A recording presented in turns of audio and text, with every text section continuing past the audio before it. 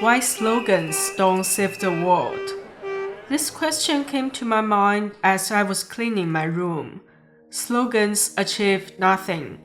Those who really clean never keep saying, I'm going to clean, I'm going to clean. They just get on with it and go cleaning. Then something just hit me. Perhaps I have sensed a tiny crisis.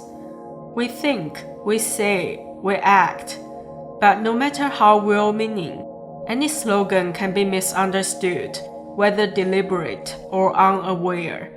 When the thought is voiced, it takes on a life of its own as a slogan. Here is how it all started. Once a thought leaves the thinker who created it, it is bound to be taken out of context, misinterpreted, or even exploited.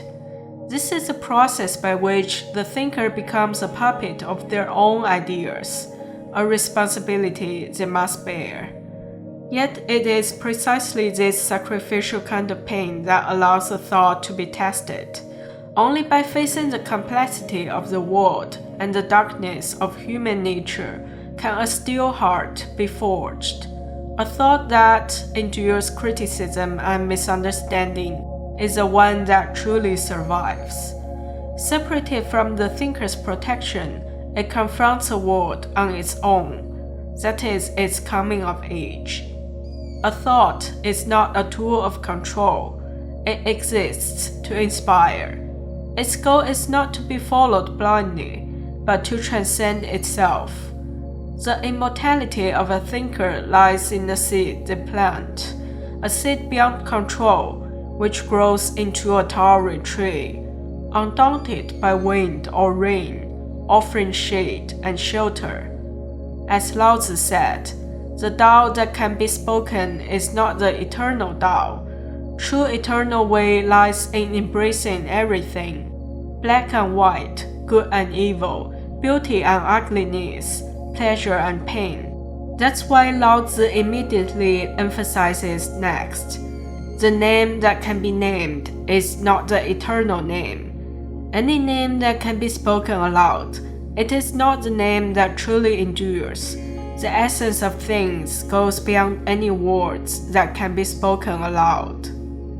Long ago, Laozi had already foreseen the decay of thoughts into a precise sequence. When the way is lost, only then do we have virtue. When virtue is lost, only then do we have humanity. When humanity is lost, only then do we have righteousness. And when righteousness is lost, only then do we have propriety. As for propriety, it's but the thin edge of loyalty and sincerity, and the beginning of disorder. Laozi words that propriety is the beginning of disorder. When people no longer act from genuine virtue, humanity, or righteousness, they cling to adequate rules and appearances. Propriety demands outward correctness without inner sincerity. It calculates, expects reciprocity, and replaces true morality with performance. I bow, you bow back. I say the right words, so you owe me respect. I use the correct label, so you cannot criticize me. When behavior becomes performance rather than truth, relationships become transactional, trust grows thin, and hypocrisy spreads. A society of masks may appear orderly, but inside, it teeters on the edge of chaos. The very thing meant to maintain harmony can become the seed of disorder. A world ruled by appearances, not essence, cannot hold its center. This problem appears in society, politics, economics, and personal identity. And nowhere is it more apparent than in the modern marketplace, a temple of slogans where labels are constantly created, marketed, and exploited. Healthy, we're told to switch to e-cigarettes as a safer, modern alternative to traditional cigarettes, yet many end up smoking more. unaware of the risks. Environmentally friendly, we're told to replace plastic with paper straws, yet their production consumes huge amounts of water and uses chemicals that pollute waterways. Wearing makeup is respect. We're told to wear makeup, shave face and body, or undergo plastic surgery as a matter of common decency. Yet will anyone who genuinely respects others judge someone solely by their appearance? Besides their use in product branding and marketing, words, labels, and slogans that seem harmless or even virtuous can be twisted over time. What was once wielded as a weapon often backfires as history moves forward. Colonialism was sold as civilizing foreign lands. The enslavement of black people was justified with claims of progress and order. Conquering the barbarians was recast as opportunities to spread culture.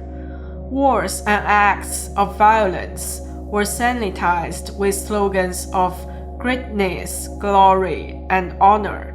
Yet over time, these labels often backfire, revealing the moral and human cost hidden behind the words.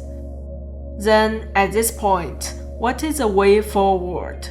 Laozi took a down-to-earth approach. Therefore, the great man dwells in the thick and doesn't dwell in the thin, dwells in the fruit and doesn't dwell in the flower. We take the substantial, not the superficial. We take what is real, not what is glossy.